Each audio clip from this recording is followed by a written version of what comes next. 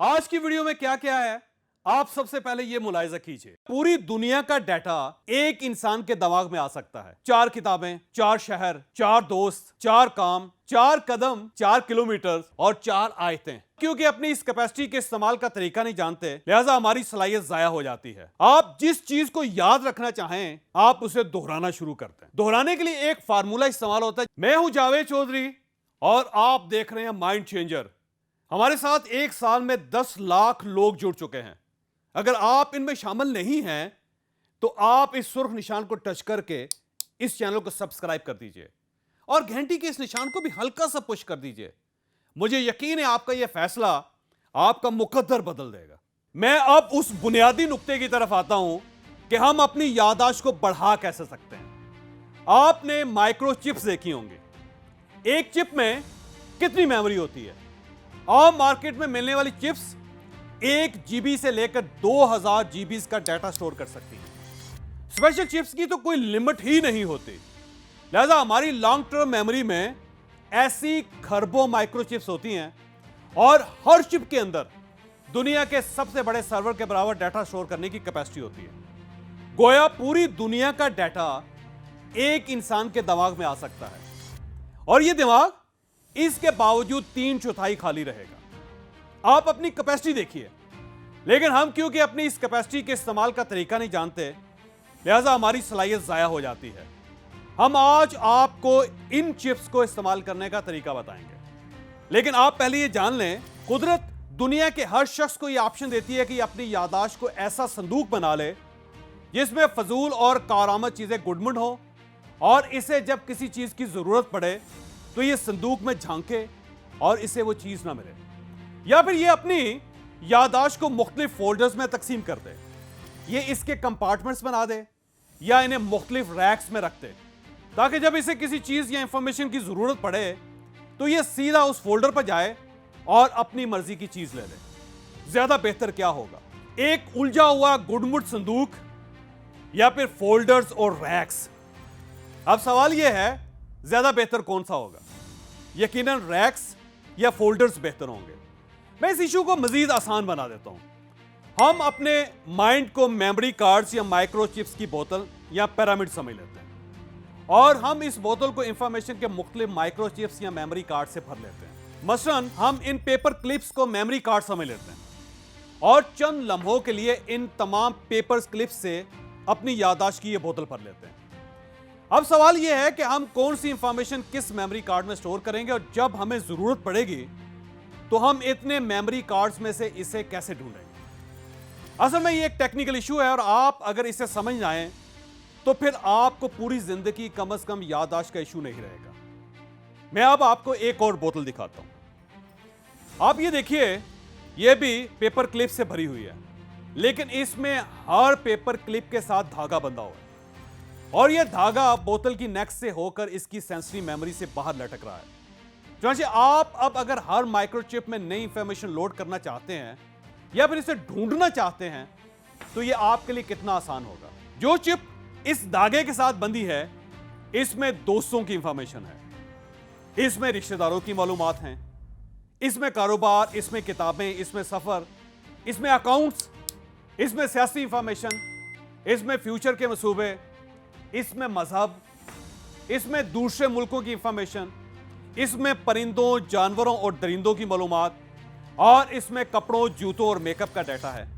और इन सब का धागा बोतल से बाहर हर वक्त सेंसरी मेमोरी से लटक रहा है और ये धागे इंफॉर्मेशन की बारिश में से अपनी अपनी मर्जी का डाटा चूज कर बोतल के पैंदे या पिरामिड के पेट में स्टोर करते रहते हैं। और आप जब चाहें, आपको जिस भी डाटा की जरूरत हो, आप चंद सेकंड्स में इसे निकाल लें। आपका माइंड, आपकी याददाश्त आपको कभी धोखा नहीं देगी। अब सवाल यह है कि मेमोरी कार्ड्स के ये धागे बनाए कैसे जाते हैं। इसके 5 तरीके हैं। मैं यहां पे आपको चंद लम्हों के लिए रोकूंगा। हमारा अगला अर्तुगल टूर 16 दिसंबर को टर्की जाएगा। आपको इस वक्त अपनी स्क्रीन पर उसकी अनाउंसमेंट नजर आ रही है। आप इसका स्क्रीनशॉट लीजिए और इसके ऊपर जो नंबर्स दर्ज हैं, आप इन नंबरों पर हमसे राब्ता कर लीजिए।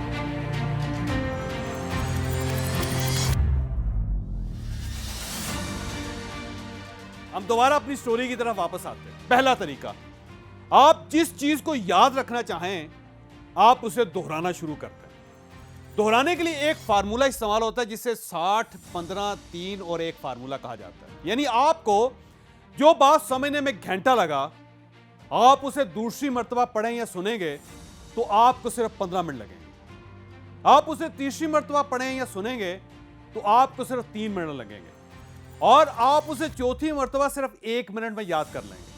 क्योंकि आप चीजों को घंटा, 15 मिनट, 3 मिनट और 1 मिनट दें, मेमोरी कार्ड का धागा वर्किंग और सेंसरी मेमोरी से बाहर आ जाएगा। दूसरा तरीका टीचिंग है। अंग्रेजी का मुहावरा है, if you want to learn something start teaching. यानी आप अगर कोई चीज सीखना चाहते हैं तो आप उसे पढ़ाना शुरू करते हैं। टीचिंग में मेमोरी कार्ड के साथ धागा बांधने का शानदार तरीका है।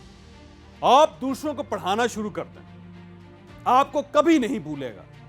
प्रोफेसरों की याददाश्त इसलिए अच्छी होती है कि ये पढ़ाते रहते हैं।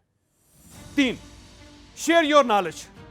आप जो सीखते हैं, जो पढ़ते हैं और जो देखते हैं, आप उसे दूसरों के साथ शेयर करना शुरू करते हैं। आप लोगों में नॉलेज बांटना शुरू करते हैं। आपके मेमोरी कार्ड्स के साथ धागे बंधते चले जाएंगे, आपकी याददाश्त तेज होती चली जाएगी। 4, डायरी लिखें। उंगलियों का दिमाग के साथ बड़ा गहरा ताल्लुक होता है। आप जब अपने तजर्बात और एहसासात उंगलियों के जरिए कागज पर लिखते हैं तो यह भी आपको हमेशा याद रहते हैं। क्योंकि आप जो कुछ याद रखना चाहते हैं आप उसे लिख लिया करें, यह आपको कभी नहीं भूलेगा। लिखना कितना अहम है आप इसका कुरान मजीद और दूसरी 3 आसमानी किताबों के फर्क से अंदाजा कर लीजिए।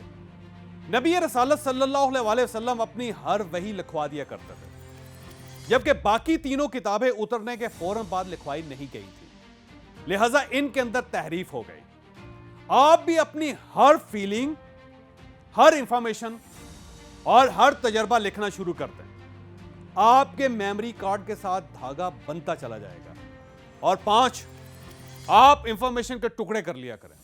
मसलन मैं आपके सामने एक फिगर लिख रहा हूं, आपके पास 5 सेकंड है, आप इसे 5 सेकंड में याद करके दिखाएं।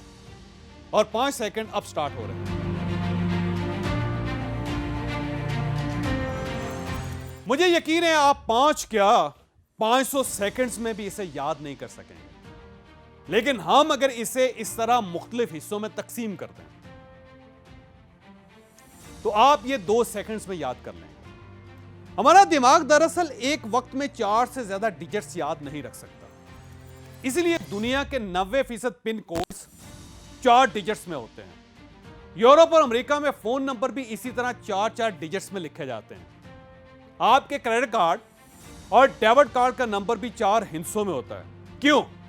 क्योंकि इंसान सिर्फ 4 डिजिट्स याद रख सकता है। लिहाजा आप जब भी बड़ी बड़ी फिगर्स को 4-4 हिस्सों में तकसीम कर देंगे आपको ये फौरन याद हो जाएंगी। क्योंकि आप हिस्सों को फौरन गिना करें और इन्हें 4-4 हिस्सों में तकसीम कर दिया करें।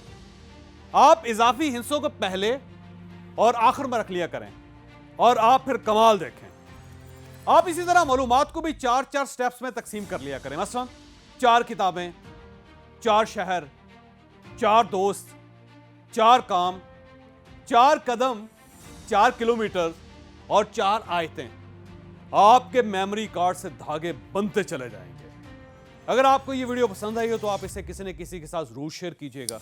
ये इंशाअल्लाह ताला किसी न किसी का माइंड और उसके बाद मुकद्दर जरूर बदलेगी।